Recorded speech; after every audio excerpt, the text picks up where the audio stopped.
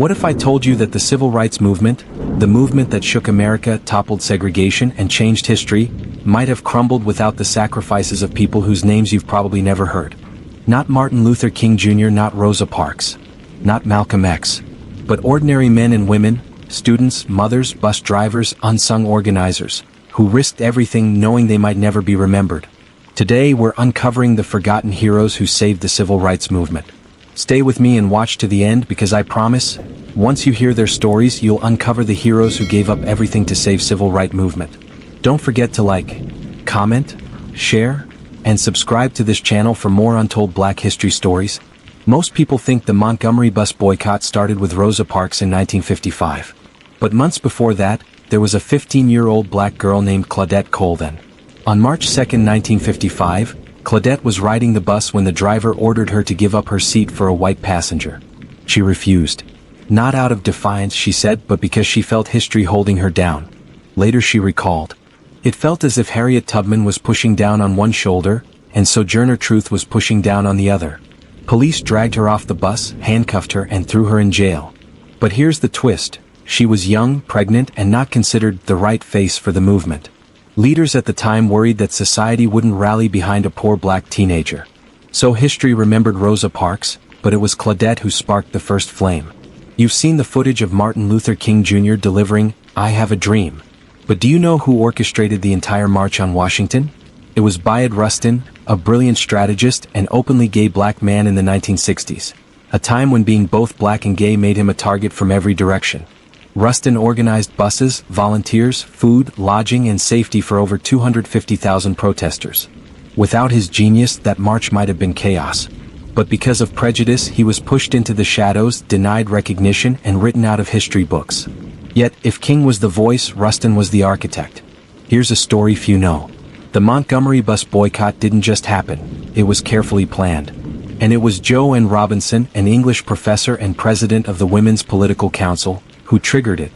The night Rosa Parks was arrested, Joe N. rushed to her college campus, typed up 35,000 flyers, and with the help of her students, distributed them all over Montgomery. By morning, thousands of black residents knew exactly what to do. Don't ride the buses. It wasn't just Rosa Parks, it was the printing presses, the late-night meetings, and women like Joe N. who made it possible. Imagine being just 18 or 19 years old, climbing onto a bus, and knowing it could be your last ride. That's what the Freedom Riders did in 1961. These were interracial groups of young activists who rode buses into the segregated South to challenge Jim Crow laws. They were beaten with pipes, firebombed, and thrown into jail. One bus in Alabama was set on fire while riders were still inside. And yet, they kept riding. It was their courage that forced the federal government to finally enforce desegregation laws in public transportation. They were kids, but their bravery shook the nation. She was born the 20th child of poor sharecroppers in Mississippi. She only made it to 6th grade before working the cotton fields. But in 1962, after trying to register to vote, Fannie Lou Hamer was beaten so severely in jail that she was left with permanent kidney damage. Instead of breaking her, it gave her fire. She became a leader in the fight for voting rights. At the 1964 Democratic National Convention, she gave a speech so raw, so powerful, that President Lyndon Johnson tried to cut her off by holding an emergency press conference.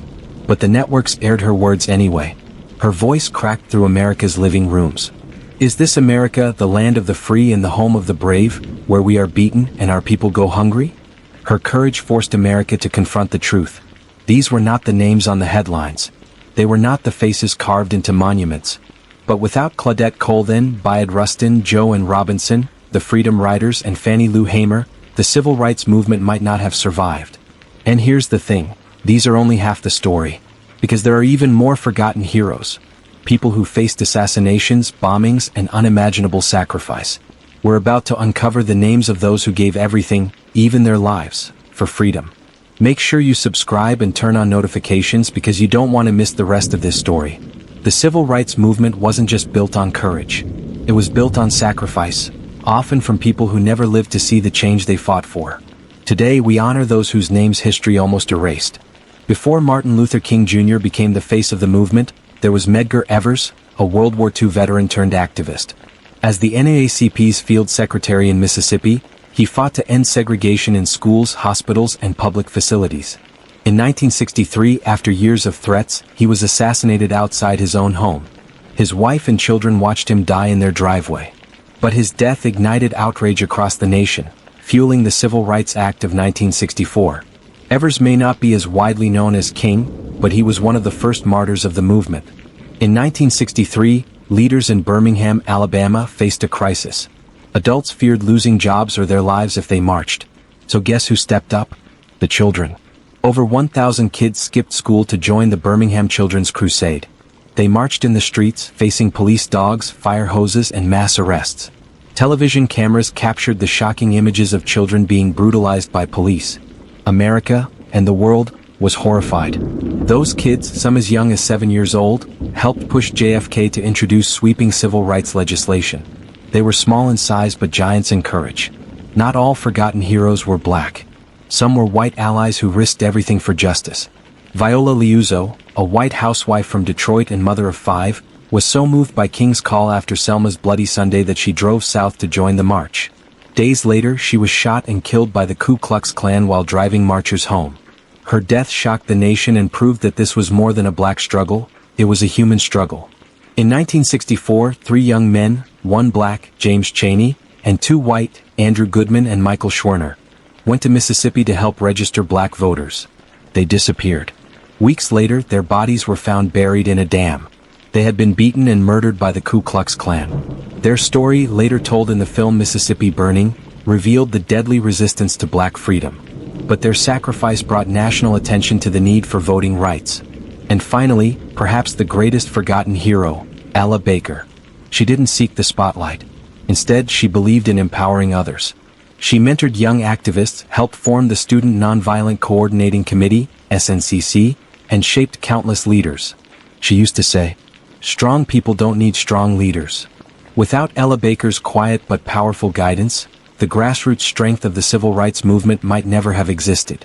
The civil rights movement wasn't saved by one man or one march. It was saved by hundreds of ordinary people who risked everything for freedom. Teenagers, mothers, veterans, children, teachers, allies, their courage built the foundation for justice. And here's the lesson: history doesn't just belong to the famous. It belongs to the forgotten, the everyday heroes who prove that change always starts with ordinary people who dare to act. If you were inspired by this story, hit the like button, subscribe, and share this video because the world needs to remember these names.